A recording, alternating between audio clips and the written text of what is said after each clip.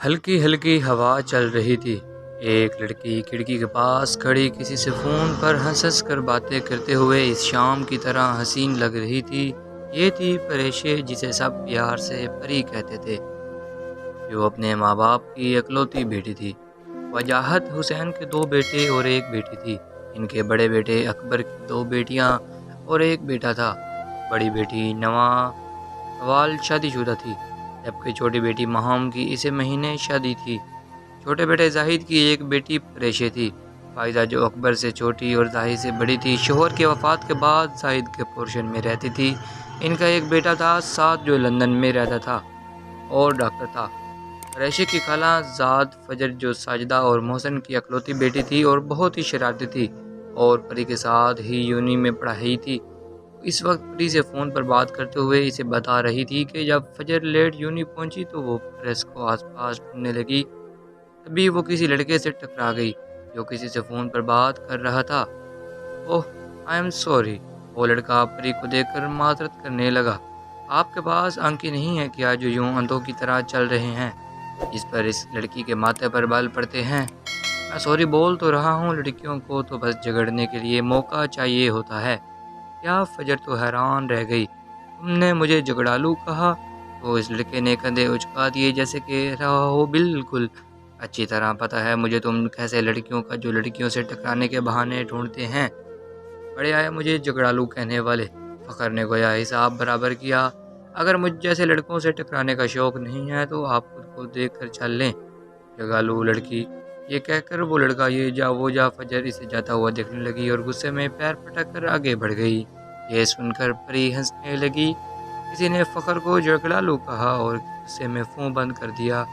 رات کو زاہد، عابدہ بیگم، فائزہ بیگم اور پری ڈنر کر رہے تھے تو زاہد نے پری سے پوچھا، بیٹا آپ کی پڑھائی کیسی جا رہی ہے؟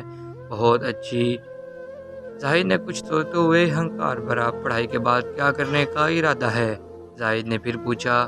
ابھی کچھ نہیں سوچا میں نے، پری نے کچھ توقف کے بعد بولا۔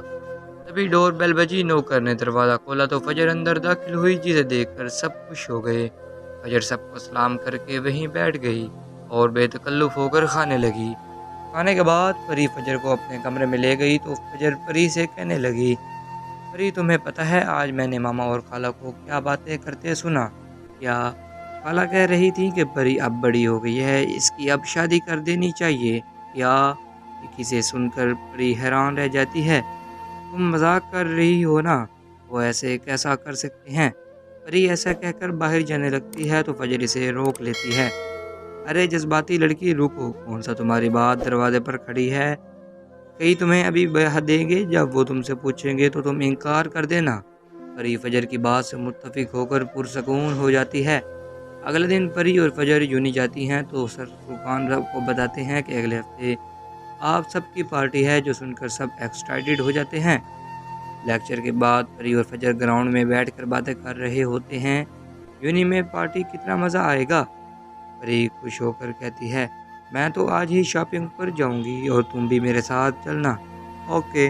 ابھی وہ دونوں باتیں کر رہی ہوتی ہیں کہ انہیں بھی اپنے پیچھے سے کسی کی آواز آتی ہے، ایکسکیوز می۔ فجر نے مڑ کر دیکھا تو یہ وہی لڑکا تھا جس سے اس کی لڑائی ہوئی تھی، اور جسے دیکھتے ہی فجر کے چہرے پر ناگوار کے اثرات مرتب ہوئے۔ فجر نام ہے میرا۔ واٹ ایور، آپ کا فون کہاں ہے؟ کیوں، آپ کا بیلنس ختم ہو گیا ہے کیا؟ ویسے دکھنے میں تو کافی ویل آف لگتے ہیں۔ جو سن کر اس لڑکے کے چہرے پر طنزیہ مسکراہٹ نمودار ہوئی۔ آپ کو بغیر سوچے سمجھے بولنے کی عادت ہے کیا؟ جس پر فجر کی آنکھیں پھیل گئیں۔ بغیر سوچے سمجھے بولنے کی عادت مجھے نہیں، آپ کو ہے، اور میں کیوں آپ کو اپنا فون دوں؟ مجھے کیا پتا آپ کون ہیں، اور اگر آپ میرا فون لے کر بھاگ گئے تو میرے پاس تو کوئی ثبوت نہیں ہوگا۔ میں نے آپ کو اپنا فون دیا ہے۔ جس پر وہ لڑکی اپنی گردن نفی میں ہلانے لگا، اسے کہہ رہا ہو تمہارا کچھ نہیں ہو سکتا، اور پھر ایک گہری سانس بھر کر کہنے لگا، فون تو میں آپ کا سچ میں لے کر بھاگ سکتا ہوں، اور آپ کے پاس سچ میں کوئی ثبوت نہیں ہوگا، لیکن اگر مجھے ایسا ہی کرنا ہوتا تو میں آپ کے پاس نہ آتا۔ تو فجر نے اس کی بات بیچ میں کاٹ دی اور کہنے لگی، اوہ، تو آپ نے جیب کاٹنے کی ٹریننگ بھی لے رکھی ہے؟ جس پر اس لڑکے کے ماتھے پر بل پڑے، میں آپ کو کوئی چور نظر آ رہا ہوں؟